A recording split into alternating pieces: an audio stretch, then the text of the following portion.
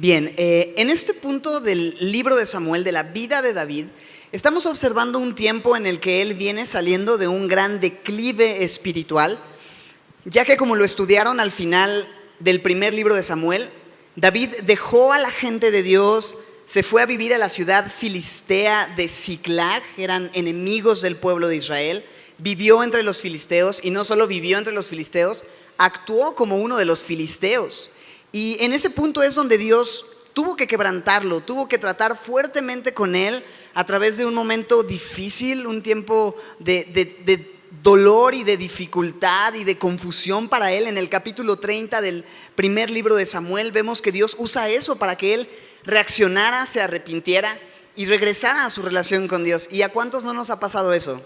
Que Dios tiene que quebrantarnos cuando agarramos monte, cuando nos vamos por las tortas, como decimos vulgarmente, y de repente Dios tiene que tratarnos y llevarnos a un punto de quebranto y de dolor para realmente poder voltear al cielo y decir: Señor, te necesito, he estado lejos de ti, y Dios empieza a tratar en nuestras vidas. Bueno, ese es el caso de David. En el segundo libro de Samuel vemos que David ya se arrepintió de estar viviendo una vida lejos de Dios, de vivir entre sus enemigos, quiere regresar con la gente de Dios. Saúl ya ha muerto, él le perseguía, entonces está considerando regresar otra vez a la ciudad de Dios y está listo para preguntar, retomar su relación con Dios y preguntar: Dios, ¿qué quieres? ¿Qué quieres que haga, Señor? Y vemos eso en verso 1 realmente. Después de esto, aconteció que David, ¿qué dice el texto? Consultó a Jehová, consultó a Jehová.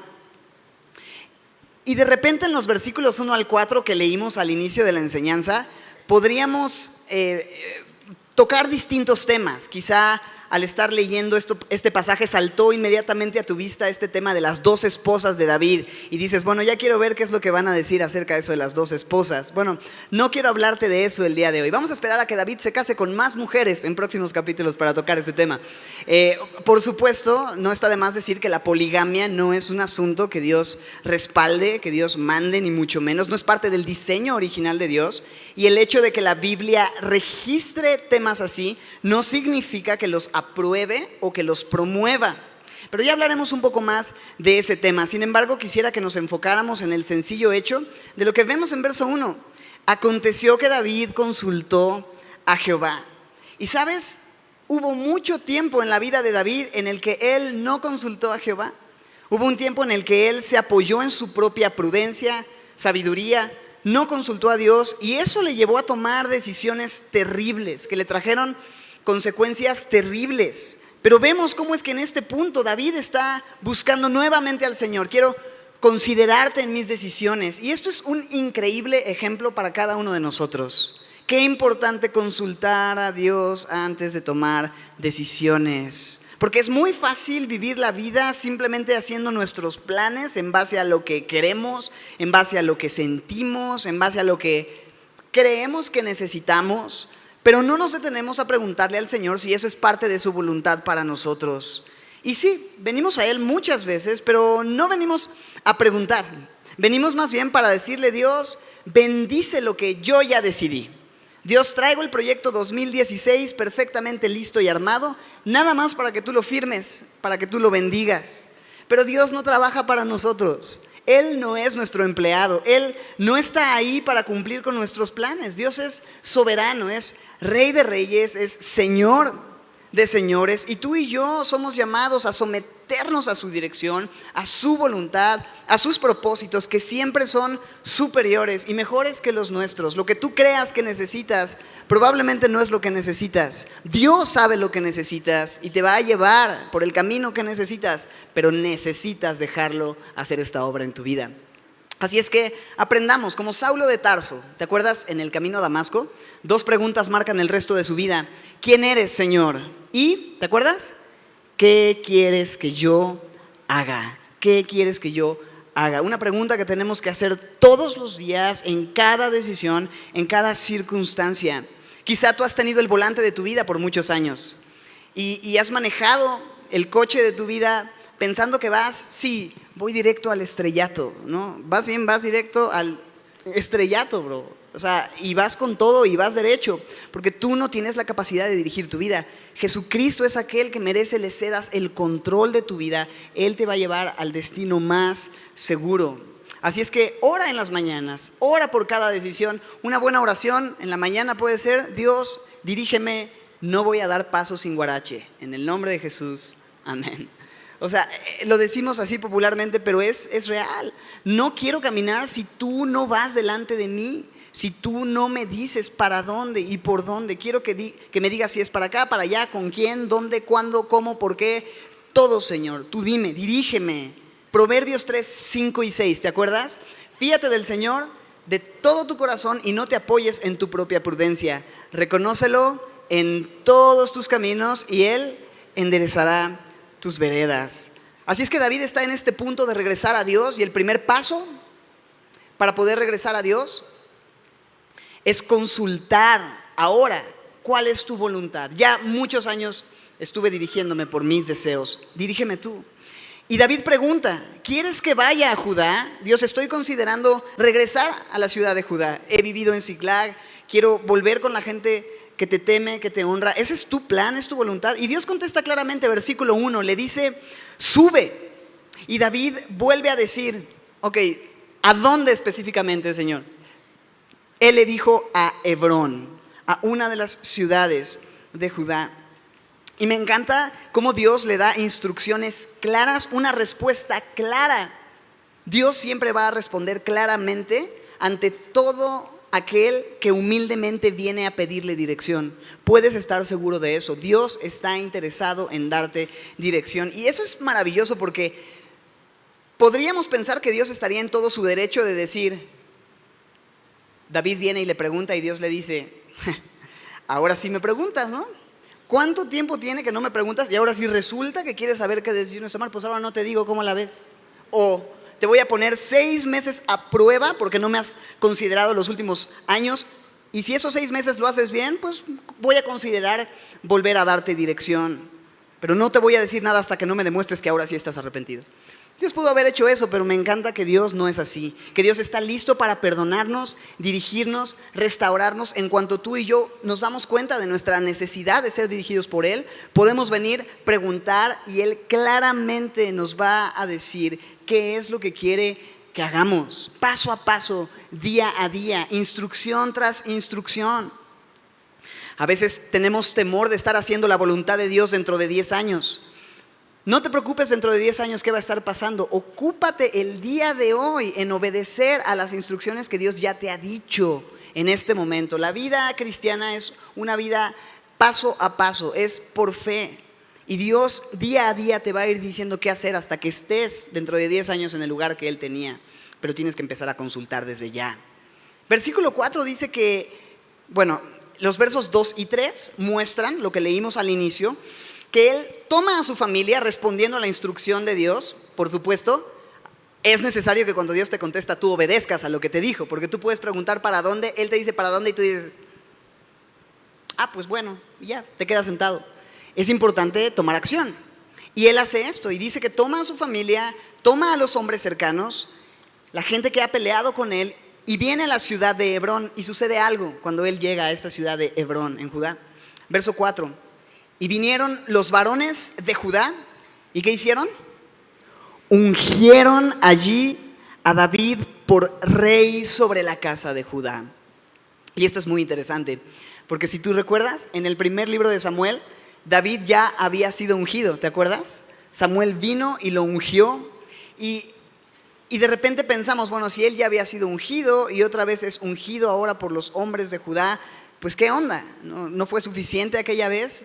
Déjame decirte algo. Cuando yo veo la unción en la Biblia, cuando yo veo a gente ungida, porque en ese tiempo se ungía a aquellos hombres que iban a ser usados por Dios de una forma especial, aquellos que iban a ser reyes, sacerdotes, incluso profetas, y Dios lo que hace es capacitarles.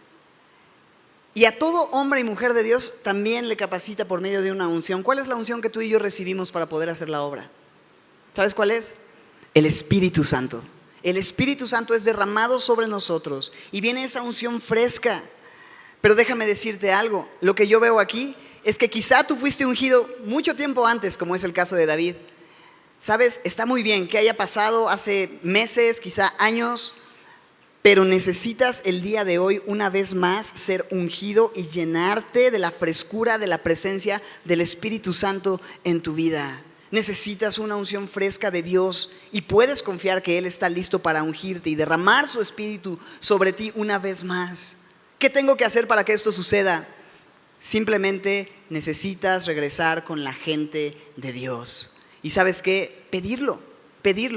Dios es un Dios bueno que sabe dar buenas dádivas a sus hijos. La palabra nos dice que si nosotros somos malos, hombres y mujeres pecadores, sabemos dar buenas dádivas a nuestros hijos, ¿cuánto más nuestro Padre Celestial, que es un Dios bueno, no va a dar el Espíritu Santo a todo aquel que se lo pida? Lo único que tenemos que hacer es pedirle: Señor, lléname nuevamente de tu Espíritu, pero también la unción fresca, nueva de Dios a tu vida no va a poder venir si no regresas al lugar donde tienes que estar. Porque ¿dónde sucedió esta unción? ¿Sucedió cuando estaba en Siclag con los filisteos? No, Clag. Sucedió cuando vino a la tierra del pueblo de Dios, en Hebrón, en la ciudad de Judá, en la tierra de su Dios. No puedes ser ungido cuando estás viviendo entre los filisteos y como un filisteo. Es necesario el arrepentimiento. No hay la frescura de la presencia de Dios para ti, para tu vida, para tu familia, si tú no vienes una vez más a rodearte de la gente correcta y tomas decisiones y cortas con el pecado. Si tú habitas en el pecado, no vas a disfrutar de una relación de bendición, porque el pecado hace separación entre tú y Dios. Por eso es tan importante que confieses tu pecado, que te arrepientas, que busques regresar a su palabra, que te rodees de la gente correcta. Y vas a ver cómo Dios traerá una frescura y una unción increíble. La presencia del Espíritu produce un gozo inefable y glorioso. La palabra inefable habla de algo que no se puede describir. Es lo que dice la Biblia sobre la presencia del Espíritu de Dios en nuestras vidas, la esperanza de Jesucristo en nuestro corazón. Muchas veces queremos los privilegios de una vida con Cristo, pero también queremos los placeres temporales de este mundo, deleitarnos en el pecado. No se puede. Me gusta cómo lo canta Marcos Vidal en una de sus canciones. O estás en la barca o te hundes en el mar. No hay un compromiso bilateral. Escucha hoy la voz de Dios hablando a tu corazón. Toma una decisión al respecto. Hay cosas de las que Dios te ha mostrado que te tienes que apartar. Cosas con las que tienes que cortar para poder disfrutar sin estorbo de la abundancia y la plenitud de la unción de Dios en tu vida. Es mi oración que puedas dejar la tierra de los filisteos y vengas a habitar a la tierra que Dios tiene para ti. Esto es lo que vemos en la vida de David. Es ungido una vez más, con una unción fresca. Verso 4: y vinieron los varones de Judá y ungieron allí a David por rey sobre la casa de Judá. Y vamos a ver que esa es la única de las 12 tribus que le reconoció como rey. Las otras 11 tribus no quisieron a David como su rey. Vamos a hablar de eso más adelante. Pero mira versos 4 al 6. Dice que dieron aviso a David diciendo: los de Jabes de Galaad son los que sepultaron a Saúl.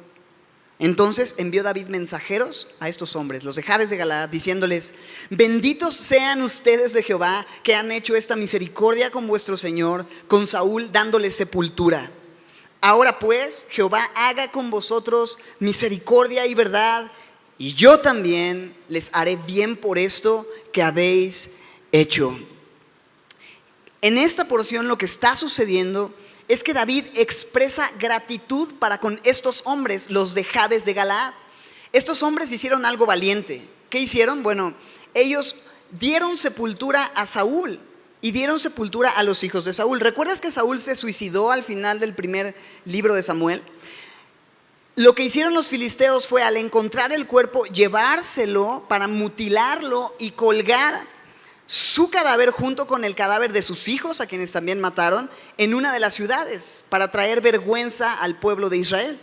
Cuando los hombres de Israel, de Jabes de Galaad, se enteran de esto, no lo soportan y en un acto de valentía fueron a este muro donde estaba colgado Saúl y sus hijos, los bajaron, trajeron de regreso los cuerpos a la tierra de Israel y se arriesgan de esta manera para darles un funeral apropiado. ¿Qué es lo que hace David? David reconoce la valentía y dice: Dios les bendiga, pero también yo quiero honrarles de cierta manera. ¿Cómo les honra? los llama ahora a ser parte de su equipo, ya que ahora él iba a ser rey y necesitaba un equipo de hombres valientes. Y buscaba hombres así, hombres arriesgados que buscan guardar el honor de su nación y de su Dios. Y esto es importante. Dios usa y llama para su ejército a gente que está dispuesta a honrarle sin importar las consecuencias y el precio que se tenga que pagar. Gente que es valiente para Dios. Pero también pienso en algo hermoso. Dios ha prometido honrar a aquellos que le honran, como estos hombres honraron el cuerpo de Saúl como rey de Israel, a su nación, a su Dios de esta manera. ¿Sabes? Dios les dio la oportunidad de ser bendecidos por él, de servir con alguien como David. Dios no tendría por qué reconocer nuestro trabajo para él. Somos siervos inútiles, simplemente hacemos lo que tenemos que hacer al servirle y amarle. Pero en su misericordia, él ha prometido no olvidar el trabajo que hacemos para la expansión de su reino, para su gloria. Y esto es algo hermoso que tú y yo podemos guardar en nuestro corazón, en nuestra mente. Esto es lo que hace, convoca a estos hombres, pero les dice algo interesante en el verso 7. Esfuércense pues ahora vuestras manos y sean valientes, pues muerto Saúl vuestro señor, los de la casa de Judá me han ungido por rey sobre ellos. Y me llama la atención que no les dice, bueno, ya mostraron valentía, ya se esforzaron sus manos, mostraron valor y temor de Dios al bajar los cuerpos y traerlos para darles sepultura, ya relájense, no se preocupen, no va a pasar ya nada. Les dice, esfuércense sus manos, sean valientes, Saúl murió, me pusieron como rey, pero ¿sabes qué? La batalla continúa. No importa si ya tuvieron una victoria, si ya se esforzaron anteriormente. En el ejército de Jesucristo, en el ejército del Hijo de David, es necesario permanecer esforzándonos, siendo valientes y peleando. Si tú no estás dispuesto para pelear la batalla, no vas a ser un soldado que glorifique a su capitán. Somos llamados a permanecer esforzándonos. Y David les dice, Saúl murió, me pusieron como rey. Pero las cosas no van a ser fáciles porque no todos están de acuerdo con mi reino. Y la gente no va a estar de acuerdo con que tú sigas a Jesucristo. Siempre va a haber oposición. Como lo vemos en el versículo 8, había oposición para que David gobernara. Pero Abner, hijo de Ner, general del ejército, hijo de Saúl. Abner, hijo de Ner, ¿era general del ejército de quién? De Saúl. Dice, tomó a Isboset, hijo de Saúl, y lo llevó a Mahanaim y lo hizo rey sobre Galaad, sobre Jesús y sobre Jezreel, sobre Efraín, sobre Benjamín y sobre todo Israel. Este hombre Abner era el general, como lo describe, del ejército de Saúl, un hombre rudo, un hombre valiente, el tipo de hombre que todo rey quisiera tener al frente de sus ejércitos. Era un hombre comprometido con su trabajo, entregado. Y cuando muere Saúl, Abner se queda encargado de todo. ¿Recuerdas que vimos que murieron los hijos de Saúl también? Bueno, este hombre no se queda parado. Va y encuentra un hijo por ahí perdido de Saúl. Algunos sugieren que este no era un hijo legítimo, Isboset, porque no es mencionado en las listas de los nombres de los hijos de Saúl, ni en ninguna de las guerras de Saúl. Entonces tal vez era un hombre de carácter débil, temeroso, un hijo perdido, pero Abner, con miras de manipular las cosas, para él seguir en una posición de autoridad y de influencia, se consigue a este hijo perdido y lo postula y lo propone como rey. Si él era débil, Abner era fuerte y lo iba a usar como títere para que realmente Abner fuera quien gobernaba. Es un tipo manipulador, Abner. Y vemos que promueve a Isboset y dice el verso 9, lo hizo rey sobre Galaad, Jesús y Jezreel, Efraín, Benjamín y todo Israel para acabar pronto. De 40 años, verso 10, era Isboset, hijo de Saúl, cuando comenzó a reinar sobre Israel y reinó 2 años. Solamente los de la casa de Judá siguieron a David. Una de las 12 tribus fue la única que reconoció a David. Los demás se creyeron la manipulación de Abner poniendo a Isboset. Y dice el verso 11, y fue el número de los días que reinó David en Hebrón sobre la casa de Judá, 7 años y 6 meses. Ahora, yo veo esta escena, veo a David, veo su carácter, veo cómo reacciona y me sorprende. Porque si yo fuera David, yo no hubiera soportado esto. O sea, yo soy el rey que Dios escogió para gobernar sobre Israel. Dios mostró que yo soy el rey que quería para su nación. Dios me ungió para gobernar sobre el pueblo. Tuve que esperar a que Saúl se fuera. Sí, Dios puso también a Saúl, le dio a la nación lo que quería. Pero este Isboset no fue levantado por Dios. No era el rey que Dios escogió. ¿Sabes qué? Voy a matar a ese tal Isboset. Voy a destruirlo con mi ejército. Eso fue lo que hizo David. ¿Sabes qué hace David? No reclama el trono. No toma en sus fuerzas el trono, sino esperó a que Dios se lo diera. Si la gente de las otras 11 tribus no quería el reinado de David, David no se iba a imponer sobre ellos. Él iba a decir: Señor, tú quita a Isboset, tú eres quien va a hacer la obra, yo no quiero tomar las cosas en mis manos. ¿Y cuántas veces tú y yo queremos hacer que las cosas sucedan en nuestras fuerzas? Tomamos las cosas en nuestras manos, pero lo que tú consigues, tú lo mantienes. Lo que Dios te da, Él lo mantiene. Y ese principio es tan esencial en la vida cristiana, porque tú y yo a veces queremos conseguir las cosas y Dios está diciendo: todavía no es el tiempo. Y tú: no, ya es el tiempo, y lo tomas y de repente las cosas se van en picada. ¿Por qué? Porque lo tomaste en tus fuerzas. Espera el tiempo de Dios, espera la manera de Dios, no te apresures. Es un principio tan esencial. Pero otra cosa que me bendice es ver que David no se impone, como te lo mencioné, no se impone sobre nadie. Él no quería reinar a la fuerza sobre la gente de Israel, y en eso veo sin duda un tipo de Jesucristo, aquel que es llamado el Hijo de David, justamente. Así como David no impuso su reino sobre nadie, Jesucristo tampoco va a imponer su reino sobre nadie. Tal vez tú has estado esperando a que sea de esa manera, que Jesús force su reino en tu vida. Él no te va a obligar, Él es un caballero. Te da la oportunidad de tomar la decisión de cederle el trono de tu corazón a Él. No te va a obligar a seguirle, te va a invitar a seguirle, y te está invitando a seguirle. Él toca a la puerta y llama, y si tú abres la puerta, entonces Él puede entrar y puede gobernar tu vida. Pero Él no va a cometer allanamiento de morada o de corazón y se va a meter al estilo SWAT, a la fuerza en tu vida. No funciona así. Él no va a imponer su reino sobre nadie. Efectivamente, habrá un día en el que el reino de Jesucristo será impuesto sobre toda lengua, y toda rodilla se doblará y confesará que Él es el Señor, para gloria de Dios Padre. Y en el infierno, en el futuro, habrá gente que estará entre lloro y crujir de dientes diciendo: Él es el Señor y yo lo rechacé.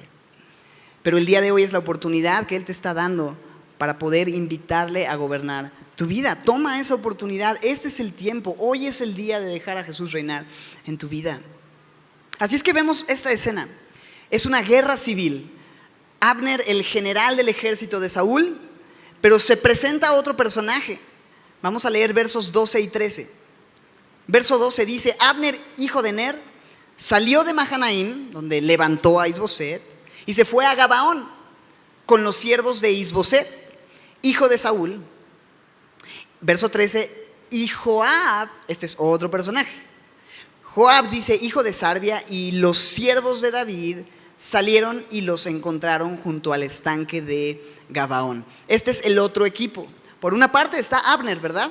General del ejército de Saúl, que levanta a Isboset sobre 11 de las 12 tribus. En la otra esquina, para que me entiendas, tenemos a Joab, hijo de Sarvia, de los siervos de David. Este hombre era un hombre aguerrido, rudo, trabajaba con David, era uno de los valientes de David, era probablemente el jefe del ejército de David. Y en esta escena lo que vemos es que Abner va para cierto lugar, a un estanque, y Joab también va para ese lugar, la gente del ejército de David. Y vemos un enfrentamiento. Mira lo que dice en el versículo 14. Dijo Abner a Joab en esta guerra civil: levántense ahora los jóvenes y maniobren delante de nosotros, en el sentido de que tengan un encuentro, que tengan un enfrentamiento. Y Joab respondió: adelante, levántense, ¿no? Es una forma de retarles. Abner le dice a Joab: mándame a tus hombres, a los más picudos, yo te voy a mandar a mis gallos. Se van a poner a pelear y vamos a ver de qué lado masca la iguana. Versión Raúl habla hoy, ¿no? Es un reto. Y Joab responde: cámara de llanta, levántense.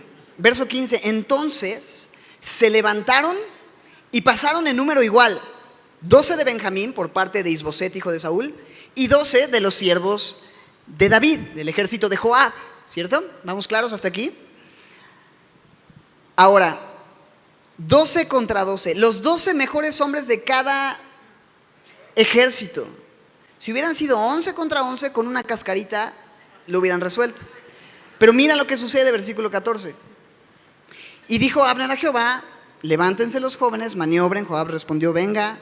Verso 15, entonces se levantaron, pasaron en número igual, 12 de Benjamín, ya leí eso, verso 16, y cada uno, mira lo que pasa, echó mano de la cabeza de su adversario y metió su espada en el costado de su adversario y cayeron a una, por lo que fue llamado aquel lugar Helkat Hatzurim, el cual está en Gabaón. Esto simplemente está describiendo una escena ultra sangrienta, lo voy a leer en la NTV. Dice que se eligieron 12 hombres de cada grupo para pelear. 12 hombres de Benjamín que representaban a Isboset, hijo de Saúl, y 12 que representaban a David. Cada uno agarró a su oponente del cabello y clavó su espada en el costado del otro, al mero estilo, guárdame este fierrito, ¡pum! De manera que todos murieron, y a partir de ese momento, dice en la NTV, ese lugar en Gabaón se le conoce como el campo de las espadas. Eso es lo que significa Helkat Hatzurim. Entonces es una escena violenta, es una escena intensa. 24 hombres viéndose cara a cara, de repente a la señal, uno frente al otro, como coreografía, se toman del cabello y se clavan la espada, se matan el uno al otro y los 24 caen muertos en el suelo. Eso desencadena el momento para una tremenda batalla que vemos en el versículo 17 en adelante. Otra batalla más otra batalla más que tuvo que enfrentar David y su gente. ¿No tenía ya bastante David? ¿No habían sido ya muchas batallas? ¿No estaba ya cansado? O sea, ¿por qué una lucha más? Todo el primer libro de Samuel, o gran parte del primer libro de Samuel, vemos a David huyendo, perseguido, en guerra y frustrado, y dices, ¿por qué viene otra cosa más? Una batalla, dice el verso 17, muy reñida. Y Abner y los hombres de Israel fueron vencidos por los siervos de David. Pero de repente vemos esto y decimos, ¿por qué no muere Saúl, capítulo 31? David reina, capítulo 1, segundo libro, y listo. ¿Por qué más batalla? ¿Por qué más oposición? ¿Por qué Dios permite estas cosas? ¿Nunca te has preguntado por qué es que hay tantas luchas en la vida cristiana? ¿Nunca te has preguntado por qué Dios permite las luchas? ¿Sabes por qué Dios permite las luchas? Porque las necesitamos. Las necesitamos. Necesitas la lucha por la que estás pasando. Yo no necesito nada, dices, tú lo necesitas. Yo estoy bien sin luchas, gracias. No lo ves quizás y nos falta perspectiva, pero la lucha que estás viviendo el día de hoy es parte del propósito soberano y amoroso de Dios para tu vida, para hacerte madurar, para hacerte crecer, para que seas un hijo de Dios que pueda llevar gloria a su nombre en cada circunstancia. Porque si no hay un peso adverso, el músculo no va a crecer y nuestra fe tiene que ser ejercitada para que Dios sea glorificado. Es necesario que sigas padeciendo. En este mundo vas a tener aflicción, pero puedes confiar en que Dios ha vencido al mundo. Y nunca vas a disfrutar del poder de Dios de una forma más gloriosa que cuando estás en debilidad y en oposición y en una guerra. Porque dice en 2 de Corintios, ¿recuerdas? 12:9, Pablo dice, Dios me contestó cuando yo estaba preguntándole, Señor, ¿qué está pasando? Quita esto de mí, quita esto de mí, quita este aguijón. Dios me dijo, te basta mi gracia porque mi poder se perfecciona en tu debilidad.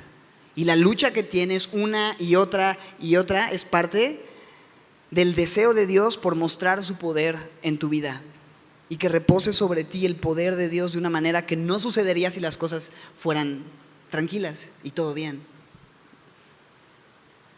Todas las cosas ayudan a bien para aquellos que aman a Dios.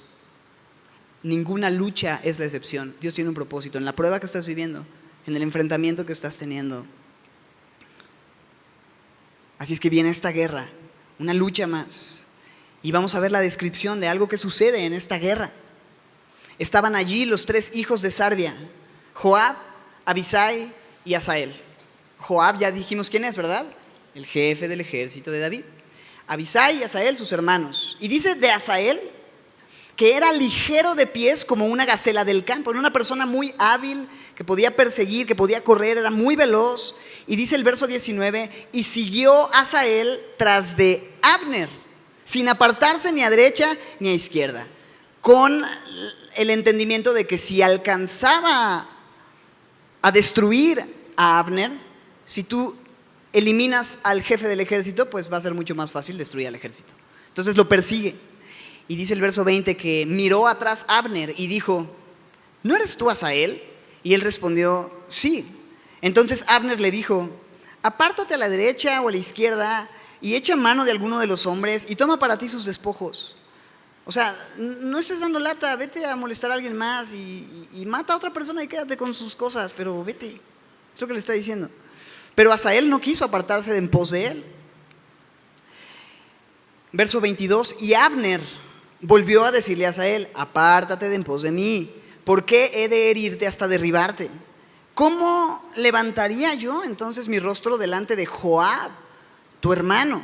Acuérdate que ellos se conocen, es una guerra civil. Aunque son enemigos, son conocidos. Y de repente dice, oye, este cuate es el hermano del general del otro ejército. Entonces si yo lo mato, las cosas se pueden complicar. Aparte estamos perdiendo varios hombres. Entonces, ¿sabes qué, chavito? Mejor llégale. Hazte para allá, hazte para allá, hazte para allá. ¿No quieres? Pues bueno. Verso 23, no queriendo él irse, lo hirió Abner con el regatón de la lanza. No con el reggaetón. Aunque ese también pudo haber herido sus oídos. Si se lo hubiera puesto, lo hubiera sacado de onda y lo pudo haber matado. No, el regatón de la lanza lo toma y lo atraviesa, dice el verso 23, por la quinta costilla y le salió la lanza por la espalda, para que veas lo que el reggaetón puede hacerte. Ten mucho cuidado. Y dice, cayó allí y murió en aquel mismo sitio. Ojo, chavos, ahí se los dejo. Y todos los que venían por aquel lugar donde Asael había caído y estaba muerto, se detenían. Entonces era algo fuerte porque decían, él es el hermano de Joab y está muerto, y la gente pasaba y lo veía y se puso difícil el ambiente y obviamente Joab, Abisai se enteran, se duelen y deciden algo, verso 24. Mas Joab y Abisai, ¿qué hicieron? Pues siguieron a Abner, al asesino de su hermano. Y dice que se puso el sol cuando llegaron al collado de Ama, que está delante de Gía, junto al camino del desierto de Gabaón. Y se juntaron los hijos de Benjamín en pos de Abner, formando un solo ejército, e hicieron alto en la cumbre del collado. O sea, toda la guerra se va hacia este lugar, hacia este collado de Ama. Se juntan Joab, Abisai, los hombres del ejército de David, están listos para vengar la muerte de su hermano. Se juntan también los hijos de Benjamín, el ejército de Saúl, o los pocos que quedaban, vuelven a cerrar filas. Y verso 26, y Abner dio voces a Joab diciendo, ¿consumirá la espada perpetuamente? ¿No sabes tú que el final será amargura? ¿Hasta cuándo no dirás al pueblo que se vuelva de perseguir a sus hermanos? La NTV lo dice así, ¿es inevitable que nos matemos unos a otros? ¿No te das cuenta que lo único que produce es amargura? ¿Cuándo vas a ordenar que tus hombres dejen de perseguir a sus hermanos israelitas? Ahora sí, ¿no? Ya que vio al ejército de David creciente en número, porque más adelante vamos a ver que ya se habían descabechado a varios los del ejército de David, que el ejército de Saúl era ya muy pequeño, y cuando ve que le llega el agua al cuello, Joabito, ¿qué no podemos arreglar las cosas, mi hermano? Vamos a dejar que reine el amor y la paz entre nosotros. ¿Y sabes algo? Los hombres del ejército de David escuchan esto y estaban cansados para ese momento del día. Después de estar todo el día en la batalla, hasta en la noche, después de ver a Asael, alguien que amaban muerto, el desgaste emocional que tenían, la sangre, los golpes, lastimados, fatigados, la intensidad de la guerra. O sea, yo después de 3 servicios estoy muerto. Pero estos cuates todo el día peleando a matar, literalmente a morir. Y dicen, ok, te escucho. Y sabes, cometen un grave error, detenerse a escuchar y pudiendo destruir al ejército que se estaba oponiendo al rey que Dios había ungido. Mira lo que hacen. Joab responde y dice, vive Dios, que si no hubieras hablado, el pueblo hubiera dejado de seguir a sus hermanos desde esta mañana. ¿Sabes qué? Me parece buen trato. Vamos a calmarnos. Vamos a dejarlo. Hasta aquí la guerra. Vamos a detenerlo. Yo creo que estaba tan triste, tan contristado, no sabía ni qué sentía y simplemente dijo, está bien. Entonces, verso 28, Joab tocó el cuerno y todo el pueblo se detuvo y no persiguió más a los de Israel, ni peleó más. Subraya eso, no peleó más. Es muy fuerte esto. Verso 29, así Abner, los suyos, caminaron por el Arabá toda aquella noche, pasando el Jordán, cruzaron por todo Bitrón y llegaron a Mahanaim. Joab también volvió de perseguir a Abner y juntando a todo el pueblo, faltaron de los siervos de David 19 y Asael. Solamente 19 hombres fue lo que perdieron en esta guerra y a Asael 20 en total. Creo que 19 más 1 es 20, ¿verdad? Okay. Verso 31, más los siervos de David hirieron de los de Benjamín y de los de Abner, ¿a cuántos? 360 hombres contra 20. ¿Te das cuenta cómo es que Joab sintió que le estaba llegando el agua al cuello? Porque vio, ya no hay ejército que me pueda defender, mejor les lanzo un speech manipulador, los relajo y que siga la pachanga. Estaban a punto de acabar con ellos, pero se detuvieron a conversar con el enemigo. Y esto es muy fuerte, versos 32 y el verso 1 del capítulo 3, y vamos a ver todo el capítulo 3, no es cierto. Verso 32 dice, tomaron luego a Asael, el cuerpo de Asael, y lo sepultaron en el sepulcro de su padre en Belén. Y caminaron toda aquella noche Joab y sus hombres, y les amaneció en Hebrón. Y mira el verso 1, hubo larga guerra entre la casa de Saúl y la casa de David. Hasta ahí. Y sabes, creo que esa larga guerra era innecesaria. David y sus hombres pudieron evitar esa larga guerra si no se hubieran detenido a escuchar lo que el enemigo tenía que decir, si no hubieran sido misericordiosos con el enemigo en ese sentido de perdonar la vida a alguien que se opone radicalmente al reino que Dios quiere establecer. Y en nuestras vidas, mis queridos hermanos, es exactamente lo mismo. Hay una guerra civil dentro de nosotros entre el ejército de Jesucristo, la presencia del Dios vivo, del Hijo de David, Jesús en nosotros, contra nuestra carne, un rey usurpador, el yo, el pecado, nuestros miembros, nuestra carne, lo que mora en nosotros, y están luchando constantemente. ¿Y sabes algo? Si tú y yo no terminamos de matar al enemigo en nuestras vidas y le damos oportunidad, si escuchamos la justificación que nuestra carne quiere traer constantemente para que sigamos en una vida de pecado, la lucha va a seguir y no vamos a prosperar. Hay cosas que debieron haber terminado mucho tiempo atrás, pero tú le has dado tregua. Tú le has puesto pausa y has dicho, está bien, te escucho, me relajo tantito con eso, no voy a ser tan religioso. Pero Dios te ha dicho claramente lo que tienes que hacer. Y han pasado 5, 10, 15 y larga lucha en tu vida. Todo por lo que subrayamos en el versículo.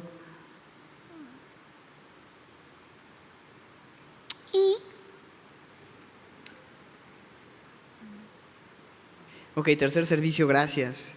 Dejaron de pelear. Dejaron de pelear. Versículo 28, ¿verdad? Al final, ni peleo más. Ni peleo más. Dejamos de pelear. Y dejamos que simplemente siga viva la carne, siga vivo el enemigo. Pero ¿qué dice la palabra de Dios? ¿Sabes qué dice? Haz morir lo terrenal en ti. No está diciendo, haz una buena negociación con tu carne para que se relaje. Dice que lo mates. Y si no lo matas, más adelante puede terminar dándote una terrible sorpresa. Y puede terminar matando el gozo, la esperanza, la paz en tu vida. Dios no quiere esto. Dios quiere que de una vez por todas tomes la decisión de matar lo que sabes que tienes que matar. Ya no sigas negociando eso. Entrégalo, córtalo. Es necesario. Pero para esto tienes primero que dejar a Jesucristo reinar en tu corazón. Pedir la unción de su Espíritu, pedirle a Él que dirija todos tus caminos, como lo vemos en David. Necesitas rendirte de una vez por todas. Él no va a imponer su reino sobre ti y una vez más te está invitando. ¿Cuántas veces te lo ha dicho? ¿Cuántas veces pacientemente te ha dicho, me necesitas, no puedes solo, por eso estás en el punto en el que estás? Una vez más Él viene y te dice, déjame tomarlo, déjame pelear contigo, déjame pelear por ti. Déjame llenarte de mi espíritu y capacitarte con lo que necesitas para poder enfrentar eso y darle de una vez por todas muerte. Yo sé que Dios está hablando a tu corazón, lo ha hecho conmigo en este tiempo. Y simplemente podemos hoy responder y decirle, Dios, nadie me obliga. Yo quiero hoy reconocerte como el Señor de mi vida. Quiero consultar las decisiones que voy tomando, tú dime qué hacer. Quiero pedirte una unción fresca, quiero regresar con la gente de Dios, quiero dejar la tierra de los filisteos. Aquí estoy, Señor. Y solamente una oración sencilla de fe que tú y yo levantemos. Él no va a decir, pues vamos a ver si es cierto, ¿eh? Él va a decir, adelante, aquí estoy, te amo, te voy a fortalecer, vas a ver mi poder en tu debilidad, voy a estar contigo en la guerra y te voy a dar la victoria. Vamos a cerrar nuestros ojos y terminemos con una palabra de oración. Señor, gracias por tu palabra, gracias por este tiempo. Meditar en estos preceptos nos llena de gozo, de esperanza, pero también, Señor, nos incomoda porque nuestra carne no se siente bien de escuchar estas cosas y quiere negociar, y sabemos que aún después de ser tan claros saliendo de este lugar, nuestra carne va a querer decir, sí, pero no está tan mal porque en realidad, y va a querer justificarse, Señor. No nos permitas ya escuchar más lo que nuestra carne tiene que decir. Queremos cortar radicalmente y matar, hacer morir de una vez por todas aquel rey usurpador que quiere tomar el control en nuestra vida. Solo tú mereces tomar el control. Y queremos rogarte, Señor, que tomes el control, que hagas tu obra y glorifiques a tu Hijo en nuestras vidas. Te necesitamos para esto. No podemos separados de ti. Por eso hoy venimos en oración a rogarte tu presencia. Estamos cansados, Señor. Pero, Señor, aun cuando hemos peleado por un largo día, no queremos detenernos en este punto. Lo tenemos listo para cortarle la cabeza. Queremos cortarle ya la cabeza, Señor. No permitas que el cansancio nos haga tirar la toalla. Fortalécenos en ese cansancio para tomar la decisión final. Te lo entregamos a ti, Señor. Eso que tienes, eso que traes en esta hora, entrégaselo al Señor. Ya, dile, Señor, aquí está. Se muere, se va. Listo. Aquí está, Señor. Lo entregamos, lo rendimos a ti. Tómalo, Señor. Destrúyelo y fortalécenos, Señor, y permítenos vivir en un verdadero descanso. Gracias por tu amor, por este tiempo en tu palabra, en el nombre de Jesús. Amén.